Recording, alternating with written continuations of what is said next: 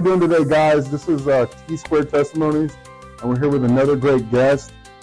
And I just want to encourage y'all guys to go check us out on Spotify, Instagram, Facebook. You know, we got all pages on, and go post your thoughts on there. And any feedback y'all can give us, we encourage it, we welcome it, and we love it. And we're here to spread God's message in any way we can. Who are we here today?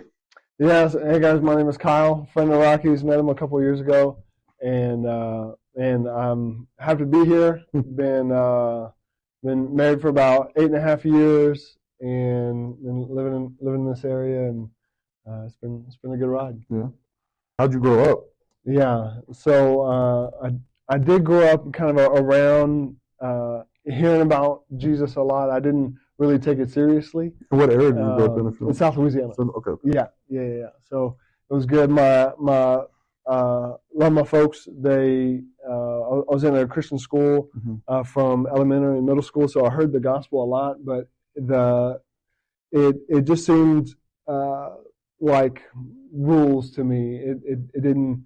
The love of God and the ugliness of my sin didn't really make sense to me until about 8th grade.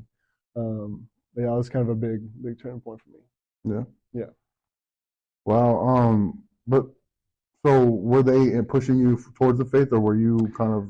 Yeah. So I was in church all the time. They never really had to drag me or anything. I mean, I had my friends were there, and but they asked me questions, but I would never say.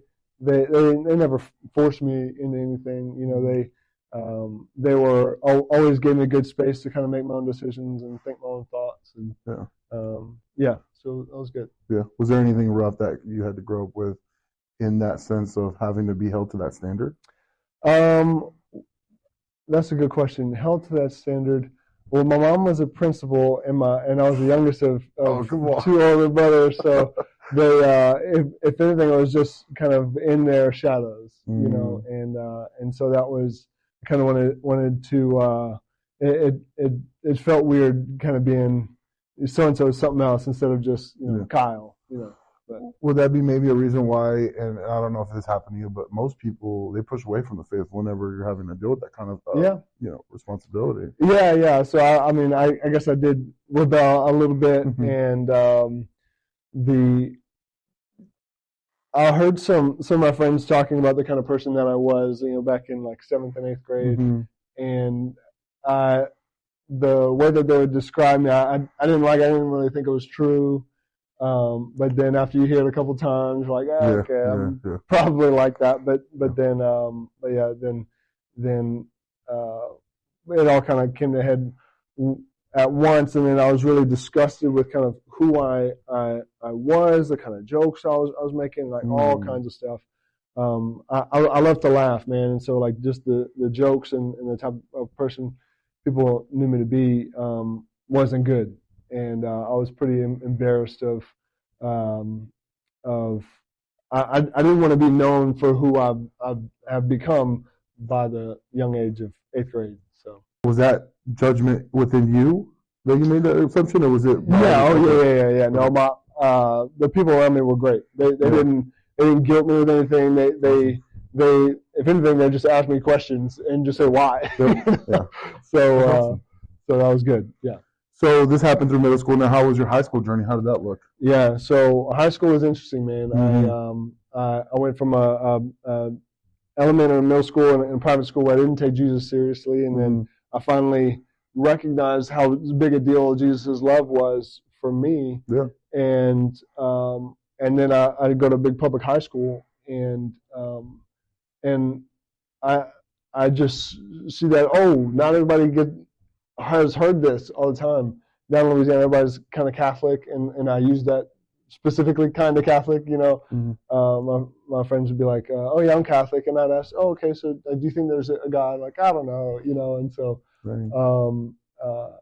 And had just a bunch of interesting conversations there, and just thinking like, okay, what do we believe? Yeah. And like if I said, oh yeah, behind those doors is LeBron James. He wants to go shoot some hoops with you for a little bit.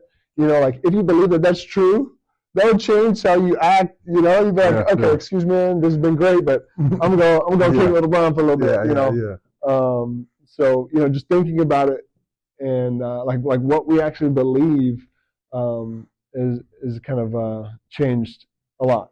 Yeah. Was it private high school? Is that Public high school? Public high school. Okay. Yeah. And you knew Catholic people, so did you ever go to church with them, or were you going to Catholic church? No, we went to a Baptist church. Baptist church, and they're Catholic. Did you ever attend with them, or did you ever ask their thesis? Yeah, we asked a little bit. I don't think I went to a Catholic mass until like later in high school, maybe even later than that. But so now, walk me through your journey as you're getting out of high school, figuring out life. What is that looking like? Yeah.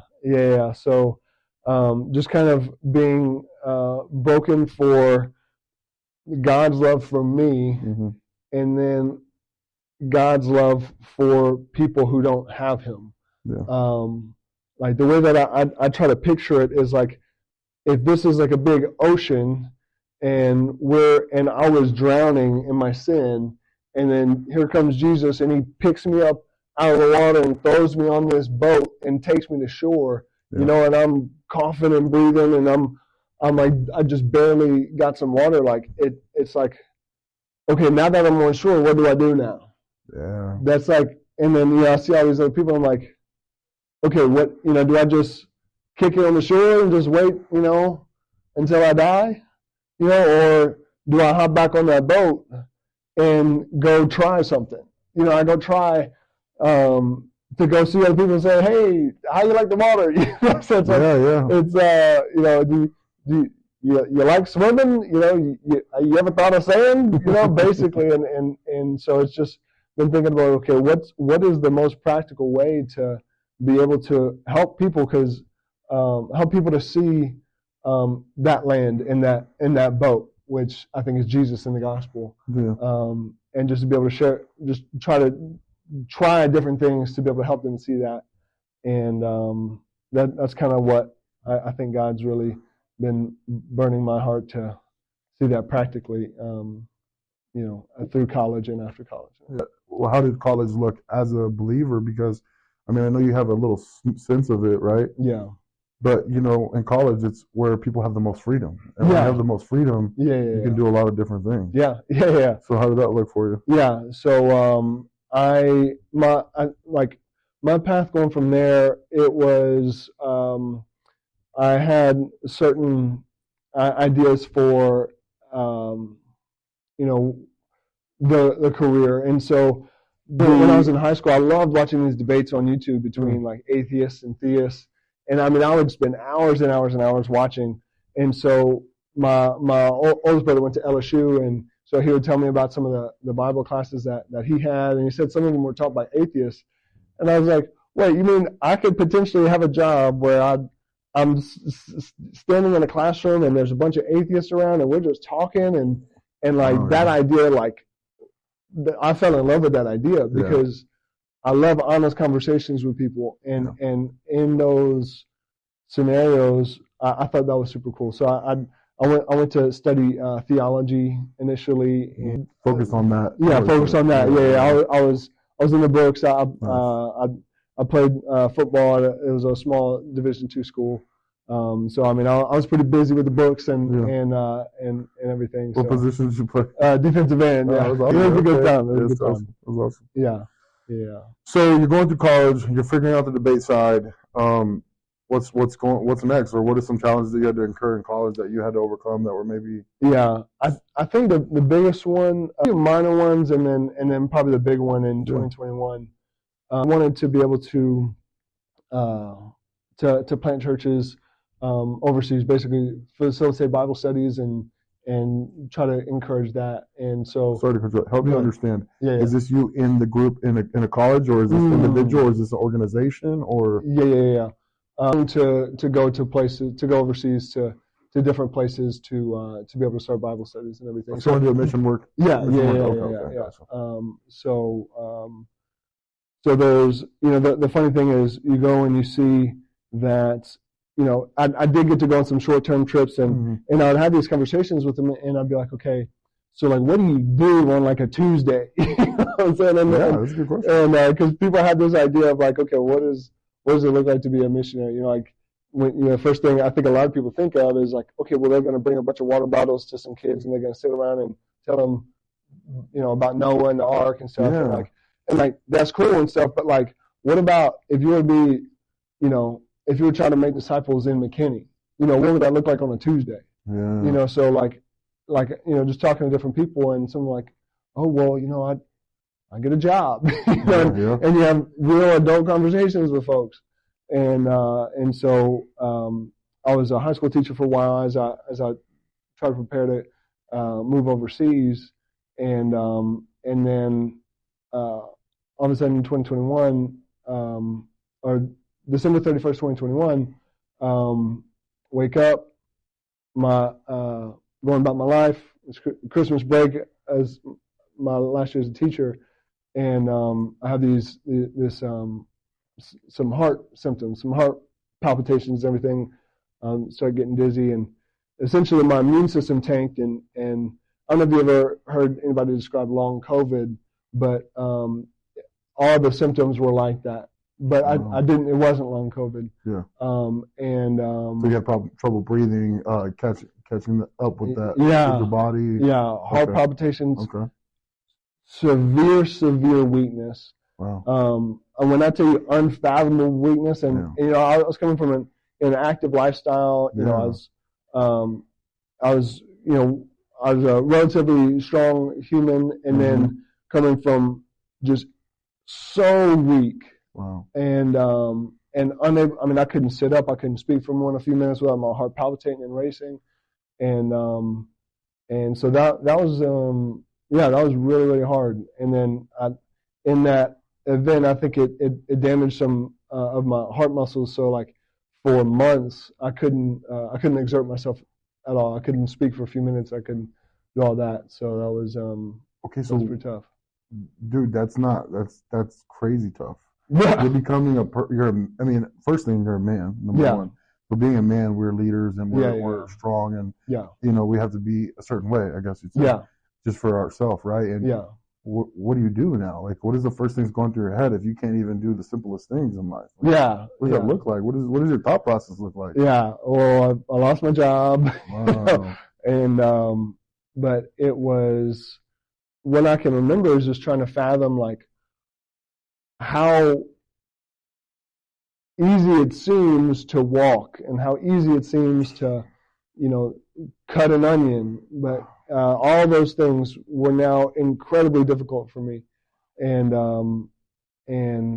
so I couldn't really process anything else. The only thing I could mentally process was fighting through cut that onion, right? Yeah, cut that onion. Yeah, wow, exactly. And I mean, it was about 4 or 5 months, and we went to all kinds of doctors, and I remember I was so weak that I couldn't sit up in a chair. Like, it was too exhausting. So I'd go in the hospital and I'd lay on the floor in the waiting room, and they'd look at me like, "What is he doing?" I'm like, I don't have the energy to sit in a chair. Wow. And so that was tough. Yeah. So was this the journey where the pivotal moment of your life started to change, to realize that the things that you took, not saying you maybe, but a lot of us, and I think take for granted, I'd say? Yeah. So there's that, and then there's the aspect of like, it wasn't as much of a surprise, because I've been taught so much that this is a broken world. And so like, I think a lot of people, when they come to Jesus, like, they hear, "Oh, follow Jesus, go to church, you'll be a good person, you'll be happier, you'll be at peace." But I'm so thankful for the people who didn't teach me that way. They told me that this is a broken world, and sometimes terrible things do happen. Yeah. But God has initiated a plan from the beginning, back with Abraham, and He's been working on it. He hates evil. He hates sin. So that when I was sitting there and my heart was physically in pain and super weak, I never really said like, "Why, God?" I was able to see God hates this too, and God grieves this too, and God has a solution for evil, that he took the punishment for evil on the cross, and he paid that debt. He loves me, so that when I physically hurt, it was God hates this too. So I didn't have to freak out. Why, God? I didn't have any crazy life-changing. My life didn't really change. Yeah, because you always heard about Christ. You always knew about Christ. Right. It was difficult. Yeah. And when you have a certain dream of what you think your life is going to look like, and then and I could go off of different aspects of it. I thought my life was going to look like X, Y, and Z, and then all those falling through. Having to take jobs that I didn't really think that I would ever want to do. That was tough. Yeah. But it's humbling though too, I think. Yeah. Yeah. Absolutely. A lot of people think that when we find this awakening moment, or not even the moment, but we choose at that moment, even if that was your moment or not, or another moment in your life where you chose it. Because at some point you have to choose it, right? You have to choose this life. Yeah. But people think, well, you believe in Jesus, is that it? Is this the end goal? No. I mean, you want to plug in a light bulb, right? What do you have to do? You have to plug it in. Yeah. You have to screw it in. Yeah. That takes participation. Yeah. If you want to buy a house, well, guess what that takes? That takes effort and money. You know what I mean? So, and then not only that, you buy the house. Guess what else you have to do? You have to maintain it. Yeah. There's a process in all of this, including the same way when you're worshiping and following Jesus Christ, you're doing in a sense of, yes, I got the light to run. Guess what? The light bill's coming at the end of the month. There's still effort that has to be placed in order for that light bulb to continue to run. Yeah. And I think a lot of people mistake that as, well, you're saved. What's the big deal? Yeah. Seems like you were saved through a lot of that process, right? Right. But you still have some challenges along the way. Yeah.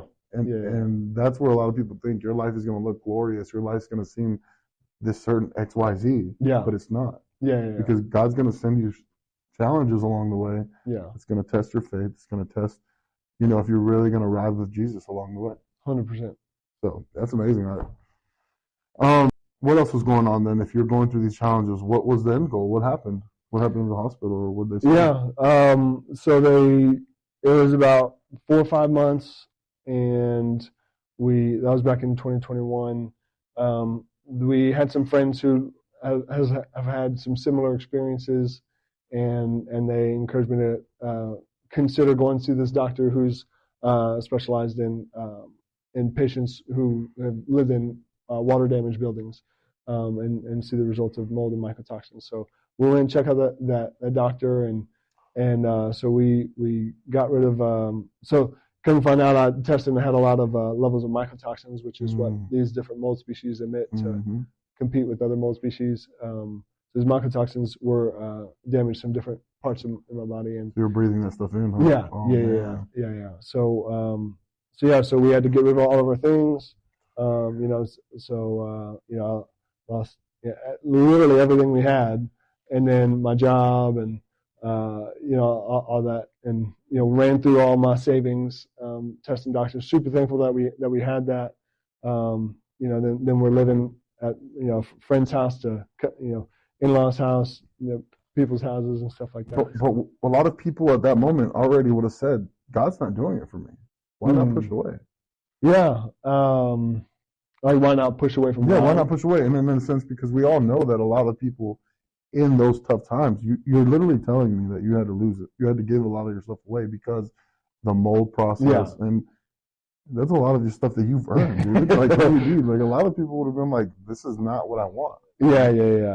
Definitely didn't want it. Right, of course. Yeah. But I guess it's just thinking about what would I expect to happen, by the outcome. And I think, if you're following someone, you want to be like them, you want to imitate them. You see somebody, you want to be a good guitar player. So it's like, okay, well, you see someone who's playing this guitar, and like, oh, they get to go and play concerts and stuff, but then they have to be on the road, 10 months out of the year or something like that. Yeah. And then you think about following Jesus, and it's like, okay, well, what does it look like for what happened to Jesus? What happened to all these other people who followed Jesus? And Jesus talks about, like, he's got all these parables about, there's this man who he finds this like super valuable this jewelry in a field, and so he runs and he sells all this stuff so he can buy the field so he can have the jewelry. Yeah. And so he's like, okay, well, he gave up all that other stuff, and I didn't necessarily voluntarily give anything up, but I think it's just understanding that God does have a solution for the problem of evil, and I was just able to say, God hates this more than I do. As confusing as it was, I could always say that God hates evil, and this sucks. And I don't think there's another worldview that can say that. Mm-hmm. I think Buddhism would say that evil is a necessary part of the universe to balance out, the good in the world, yin yang, like, oh, we have to have evil, but I don't think the Bible communicates that. I think the Bible communicates that God hates it, mm-hmm. and that really resonates with me because I hated it too. Yeah. So yeah. Wow. I mean, I just think, for losing stuff like that, valuables, and then you find out I'm still riding with God no matter what, is very powerful. Yeah. In itself. Yeah. And I think I would hope it would encourage other men or even women, like if you lose valuables, you haven't lost the all valuable. Yeah, the most valuable is the connection with God, Yeah. And that's amazing. So while this was going on, what was going on with your wife? How did she go? Was she also sick, or was she struggling with that? Yeah, so she was taking care of me for about a month. Mm-hmm. She's had some other minor symptoms before I had them. And then, when she was taking care of me, she started saying, like, man, my arms just feel weak. Mm-hmm. And I was like, uh-oh. Yeah. So she started to get pretty symptomatic, and then she slowly, her symptoms slowly got more intense. Yeah. And so I first got symptomatic. I mean, it hit me immediately, December 31st, 2020, mm-hmm. and then she probably started getting severe symptoms mid-February. Wow. And she's actually it took me about a year to be able to function again, mm-hmm. To be able to go to the grocery store, to be able to walk around and cook a meal. Wow, that's tough. But she was probably like that, I'd say, for maybe about 3 or 4 years. Mm-hmm. Whereas now she's getting better, but still very, very limited in her capacity. Whereas when we moved out of our place, my healing journey was a little bit more linear, mm-hmm. and hers was very up and down. Up and down. It was 5 steps forward, 10 steps back, and some days she would be able to do something, and it was really unpredictable, her capacity, and us being able to work together and work to understand each other, because our healing journeys were different. Yeah. And that's been really tough. It's been really tough. Wow. Yeah. So now you're still going through this right now. How did y'all meet in the first place? How did that go? Yeah. So we met in Halifax, Nova Scotia. Okay. Believe it or not, it's the east coast of Canada. Wow. So that was back in 2014. We're both in college at separate colleges, and we were on a summer trip with some our individual college ministries, and so we were just out there trying to make disciples. So that's just trying to start conversations with people, see what they believe, and just try to follow up with those conversations. And we hit it off. We enjoyed each other's company and everything, and did long distance, and got married in 2017. Oh, did she move? She moved over where you were at? I moved to Texas. She was from California, raised up in South Carolina, then moved here. So she's the reason why you're here. Yes. Yeah. Well, no, that's it. Yeah. Oh wow. Yeah. That's awesome. Yeah. So now that we're talking about that journey, yeah, like so when you're going to this missionary, what was maybe the toughest place that you had to go? Okay. Yeah. And it could be spiritual, it could be physical. It doesn't have to be, Yeah. Probably the toughest is like probably Dallas, Texas. Yeah. I'm kind of but so like I'm raised from Dallas, so I get it. I'm not talking smack, but I know. Yeah. No. But I've been on a couple different trips. On a couple different short-term trips. Some were in some poor places where we see people living in a little like 5 by 10 dirt floor, metal roof, and then been in some other places where it was in Central Europe, and folks didn't really need anything. So this idea of God is just so weird to them. It's like if you were to come up to another adult and say, "Hey man, do you think there's a Santa Claus?" And you're like, "I don't. Thanks." That's weird. Why do you care about Santa Claus? And so that those are very different worlds, very different experiences. Yeah. And being able to think like, oh, okay, well, in those really poor places, the people really, really want to hear, oh, there's a God, please, God help me. But then you go to a place like Central Europe, and it's like, no, they're good. But to still believe that, okay, like the gospel is still true. That person is just as much as in need. If I believe that Jesus rose from the dead, they're both equally in need of someone to have an honest conversation with. Yeah. Yeah. And so that sounds like a really just crazy part, because we're sent to go share the gospel. And why would you go share the gospel on the missionary side? Why would you feel the need to do it though? Yeah. When I think about at the pure, like, not like, okay, oh, we should because we should do this, but what is the natural reaction, the natural response if you believe that we're all sick with COVID and you got the antidote, you got the cure, how much would you have to hate somebody to prevent that? I know it's not a fun conversation, and like I think that's what I had to like get over. Like, okay, if I just think about, oh, what do I want to do on a Saturday? I don't want to go talk to other people. Like, I like to just kind of do my own thing. I don't like to bother people, and I don't want to bother people. But if it's true, if Jesus rose from the dead, then God loves them so much, and it's not I'm going to tell you because you're guilty.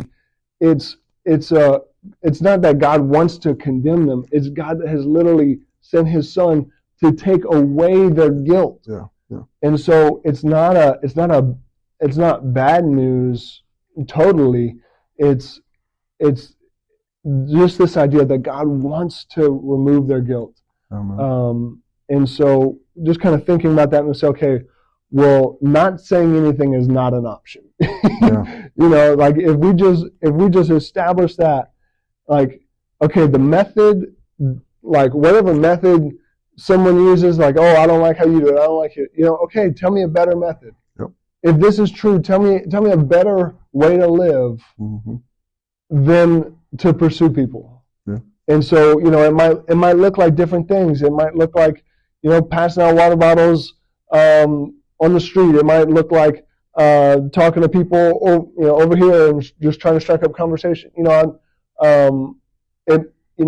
Something. It might be making a podcast and posting videos all the time. As long as it's not nothing. Yeah, man, so, like it's got to be something.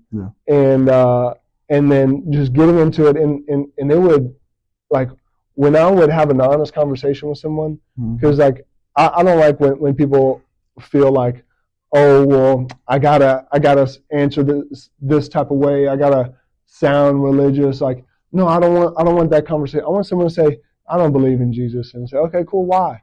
Oh, and I don't want to make them feel bad for being honest with me. I want to say thank you, man. Like that's interesting. Yep. And you get to experience so many interesting, fascinating people, and you see like where they're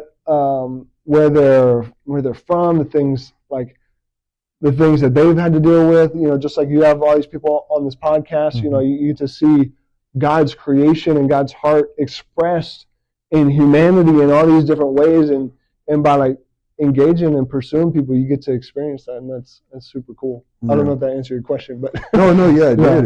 It's the you have an antidote, and you have the formula. Yeah, and you have the formula to heal people that are broken and that are struggling with this stuff. Right, and you're giving it to them, but not in a you need to do this. You're saying, let's have a conversation. Yeah, let's talk. Yeah, you don't have to agree with me. I'm just doing my part in giving them. Like you said, we give them the seed, and it has to grow. It has to grow roots on its own. You can't force that upon anybody. Right.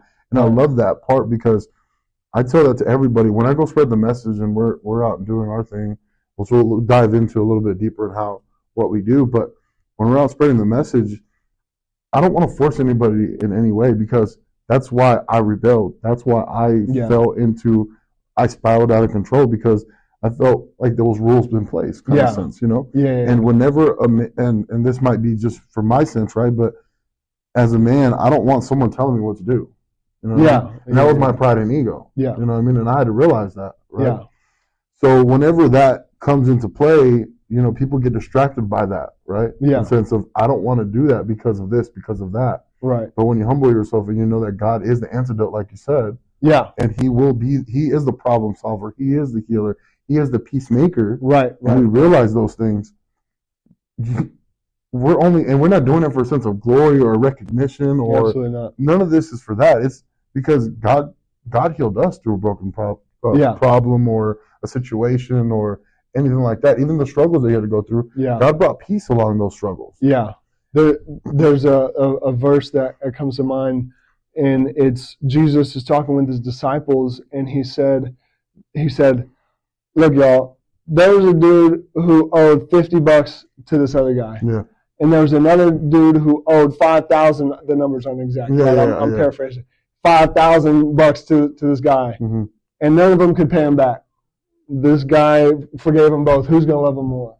He said, obviously, the guy who owed him 5,000. Mm-hmm. And Jesus has this idea that he who has been forgiven more loves more. Yeah. And so when I think about like myself and like my role in this world until I die, like if I'm on the shore, the more I think about my forgiveness is like my need and compulsion to engage that with people who don't know Jesus, it just gets stoked in the flame. And because on my own, I don't really love people that much. Yeah. I start thinking about, I don't like this about them. I don't like this about them. I don't want to talk to them. They're annoying. All that. But because my love for people runs out so quick. Yeah. But if I think about God's love for that person, that's going to change my behavior. Yeah. And eventually, once it changes my behavior, it's going to change my heart. Mm-hmm. And I think a lot of people say, "Oh, well, I don't really feel called to. Go talk with people, and I don't feel comfortable doing it." I'm like, I didn't feel comfortable either. But when you think about God's love for that person, like that's what changes. There's some things that are like personality, and like there's some things that you just gotta do it, and then God will change your heart after. Yeah. Like the feeling doesn't always come before the obedience. Yeah. That's exactly right, because, bro, people will know this about me, and people are amazed that even this has happened. I would never go to social media. I never have. Yeah. I never had a social media account. Yeah. Even when Instagram came out, never had an account. Yeah. Facebook, never. I had one account when I was like in high school, right? But I never had it.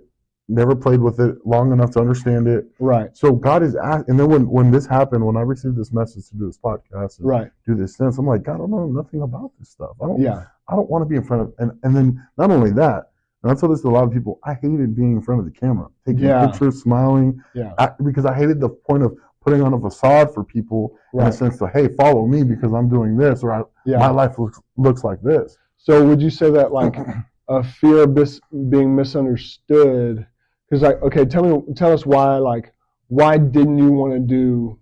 Like, elaborate more on that. Why? Yeah. I was envy in the sense of I understood a lot of people that would put on this lifestyle that I knew they weren't living, in a sense of a facade, or in a sense of, and that was maybe me rebelling, or in a sense of envying that they're making it look so good in a sense.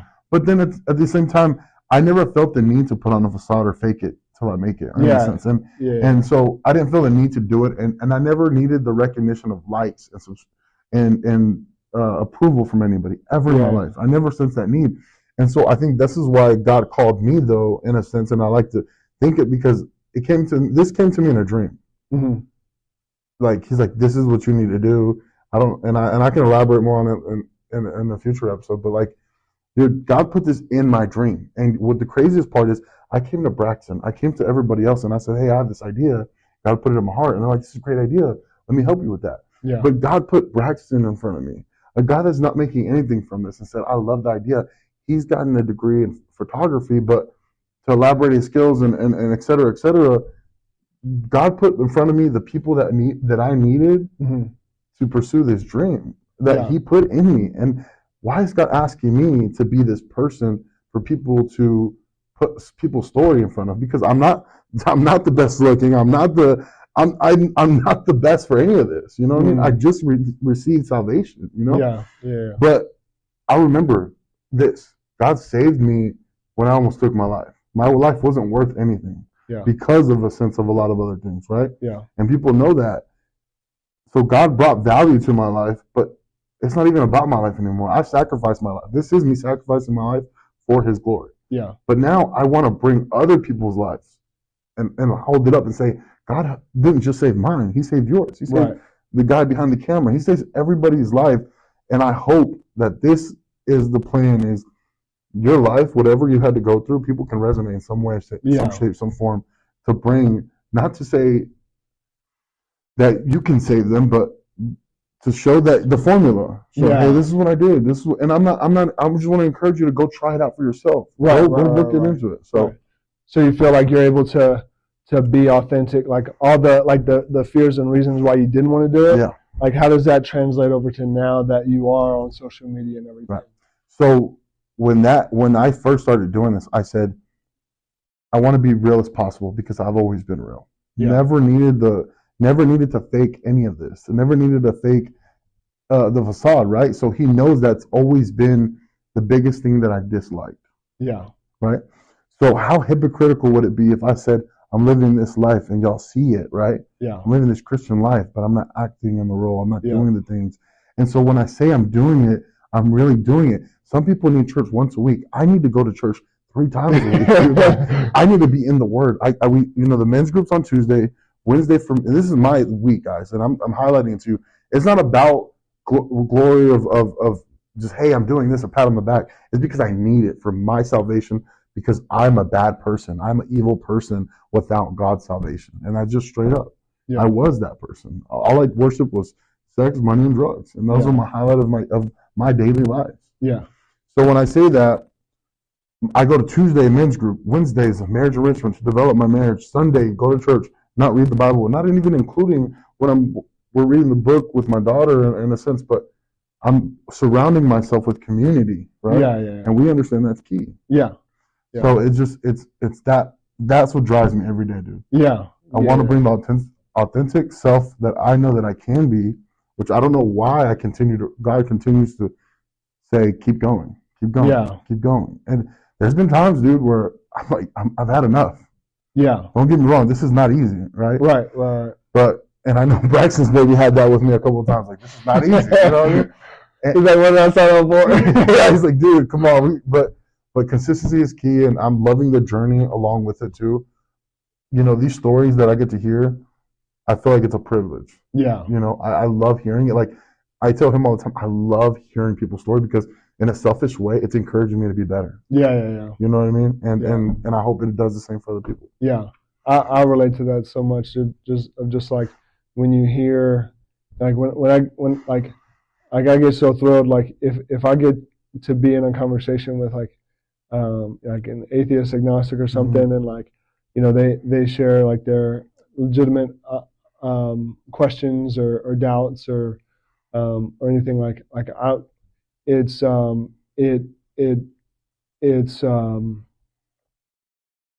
it's so life-giving, and it's interesting, and it breaks my heart for those people as well.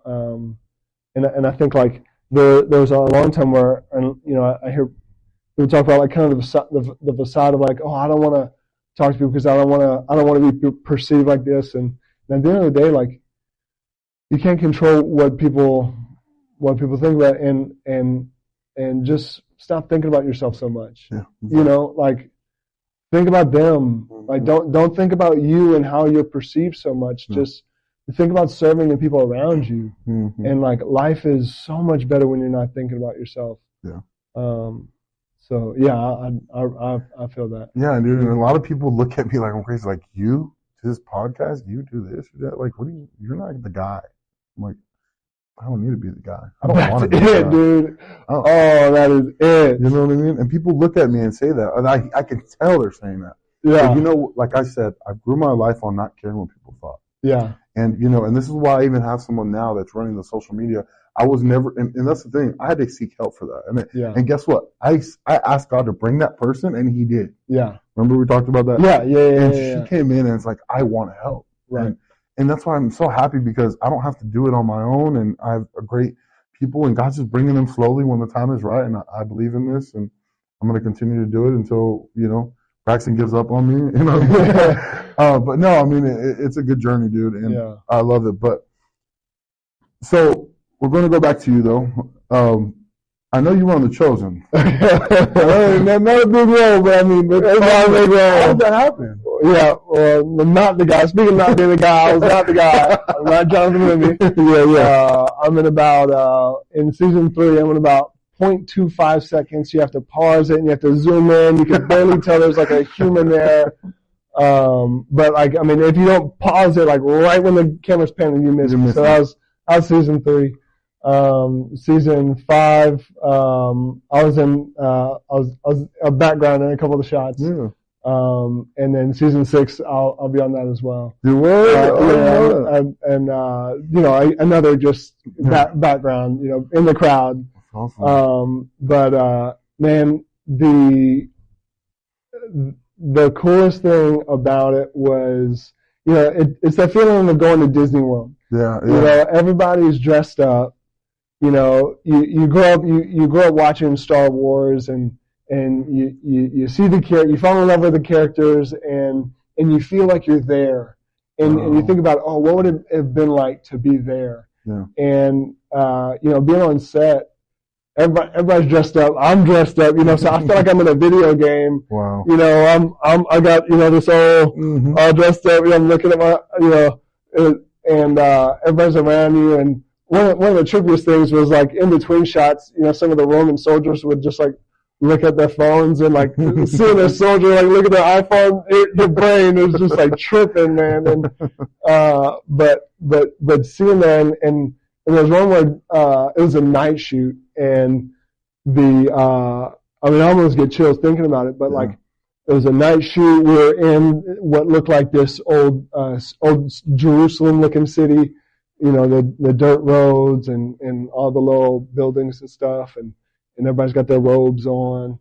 There's this little like fire, and you know, you could see the stars. You know, we're outside, and Jonathan Rooney comes by, the guy who plays Jesus. Yeah. You know, and in the shot, he's walking by, and he's got some of his disciples with him, and you know, you just go back, like you felt like you were there, and it's like, you know, you think back to what we actually believe, and it's crazy. It like that the creator of the universe would become a human and walk around, and like, just to think, like, if you were there, like in the flesh, like with the creator of the universe, like the most creative, artistic being in the world is there in the flesh, and like you could see him and touch him, and share a bagel with them or something.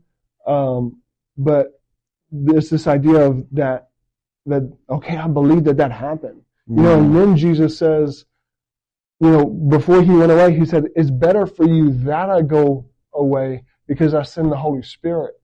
And so he says, better than being in the physical presence of Jesus, like 2,000 years ago, he says to have the Spirit of God living in me through his word. And so it's like that, like I believe those words of Jesus? Yeah. That's, and all that is like flooding in my brain, like as I'm there on set and thinking about it and so that was super cool. How did you even get considered to be a background? Did you just apply or what? Oh yeah, the background stuff. There's not. There was. Hey, we need a bunch of people to come out, to walk in the background. You were connected heavily in the groups, right? So their casting company is local because they do some filming not about an hour and a half away from here, and so they were just looking for spots and said, hey, send your name, send a picture and your availability. Awesome. And so I did that. I said, come on. I said, That's okay. Awesome. That's awesome, dude. So yeah, it was pretty cool. That was awesome, dude. Yeah. And now that we've gotten majority, I think, of your life, it was my life. and I think it's awesome. Because there's a lot of people out here watching right now. Yeah.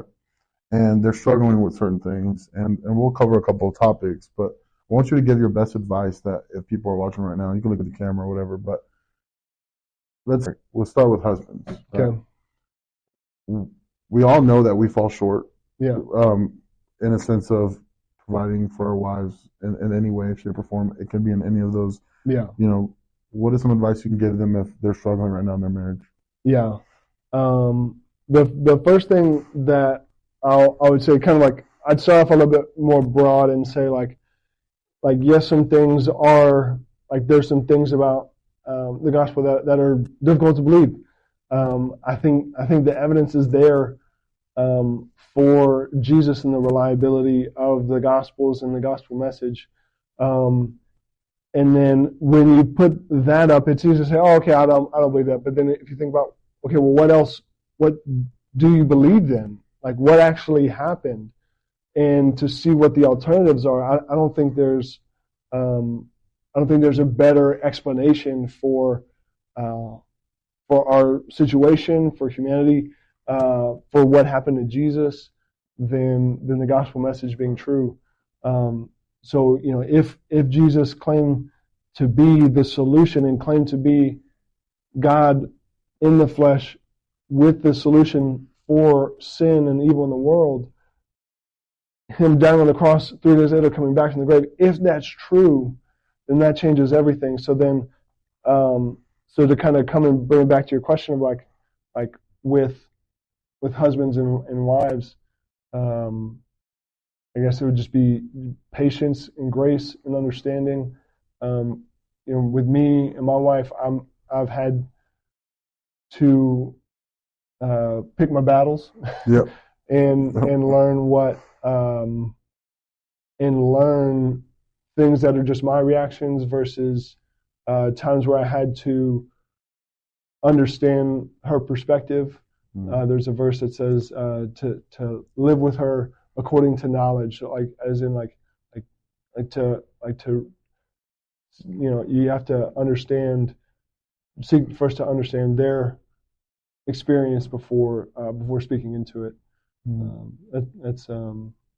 But yeah, so I guess just patience and everything with that.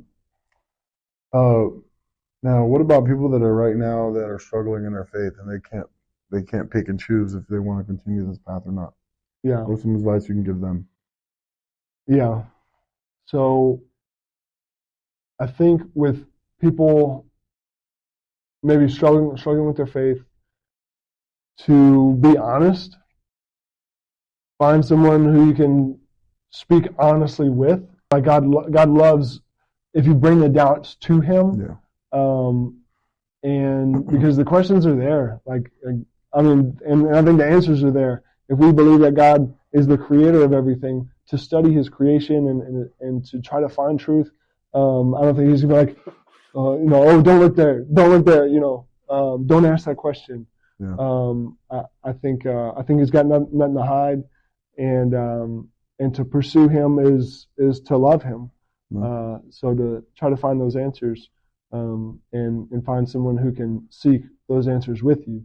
And I know we got a bunch of people who'd be happy to pursue that with him. Yeah. Now we got people that are right now, maybe even watching and considered watching till the end, and they're like, "Man, you're a load of crap." What can you say to them? They don't believe they're atheists, or they don't believe in any of this that we worship. What would you say to them right now if they're watching? And if they made it to the end. I mean, that's they made it to the end. Wow. Props to you, man. Props to you, yeah. Wow. Yeah. All right. Well, yeah. If first thing you made it in, I'd love to talk to you. I'd love to hear your story. Yeah. And we'll connect. We'll put your stuff if you want to put it out there for them to but if, I guess, just like I said, see the truth. There's some. I mean, like in my journey, I'll watch debates on YouTube all the time. Yeah. I tried to hear what the different sides had to say, and give them both a shot.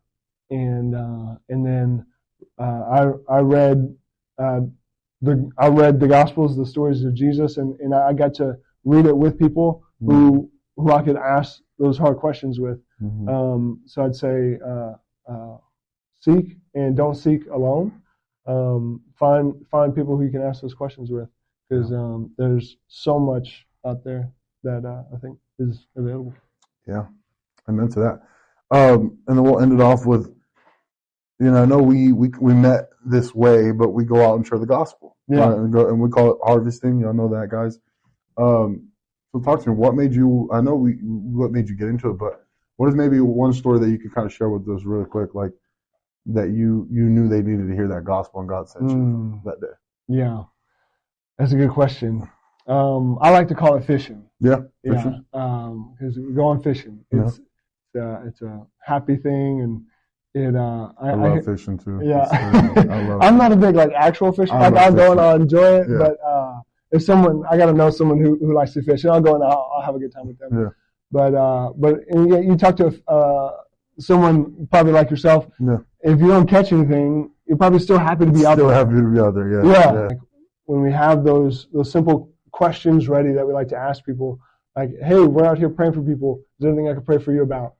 And just to show genuine care. Yeah. And if someone doesn't, however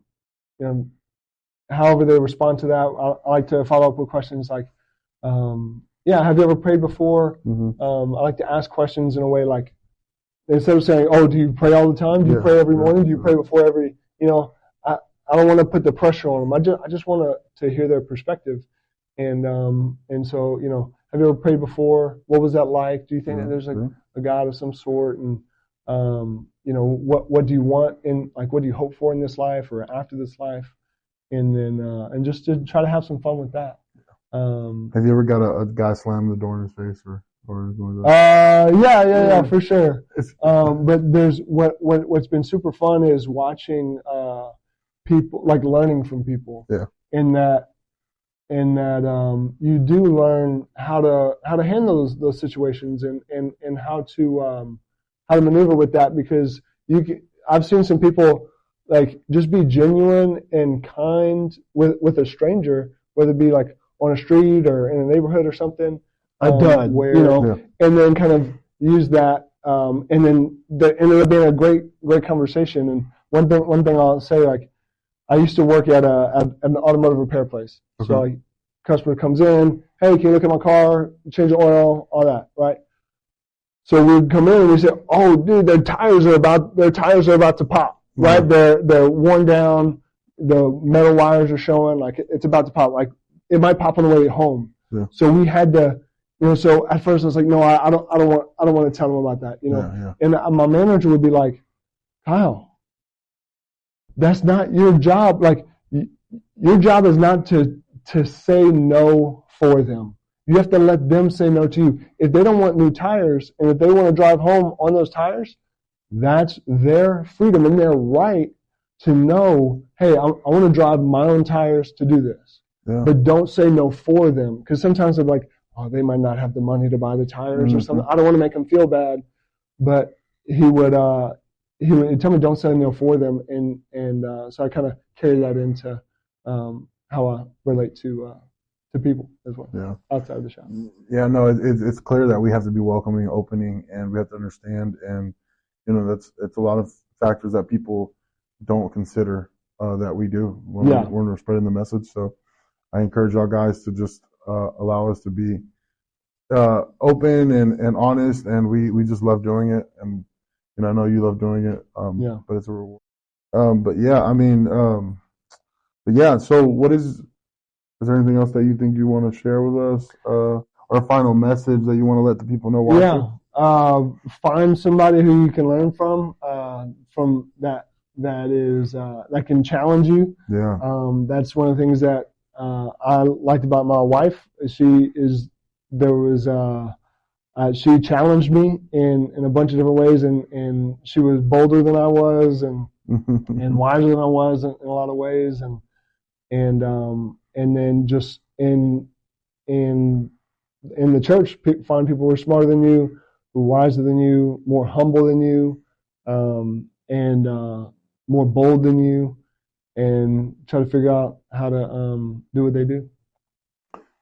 Yeah, it's great because a lot of people don't realize that we need community around to encourage us to do better. Man, I want to say first off, thank you for just taking the time. I'm hoping that we can have your wife on. You know what I mean? If she's willing, it's okay. But we can find the time to do that. Set that up in the future. I would love that. Yeah, man, I appreciate you. It takes a big heart to spend that time and show that care to ask all those questions and everything. Man. Digging into all these other people's stories and stuff. So that's awesome. Let me pray you out. Yeah.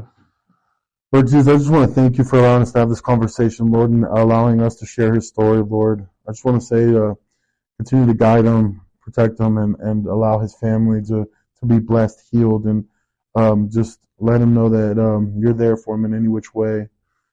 Just bless him, Lord, and bless everything that he does for your kingdom, Lord, and let it grow and let it continue to steward in the wisdom that you give him, Lord. I thank you again, Lord, for allowing us to talk, and hopefully we can continue to talk and encourage one another and share wisdom with one another. In Jesus' name I pray. Amen. Amen. All right, guys, we're out.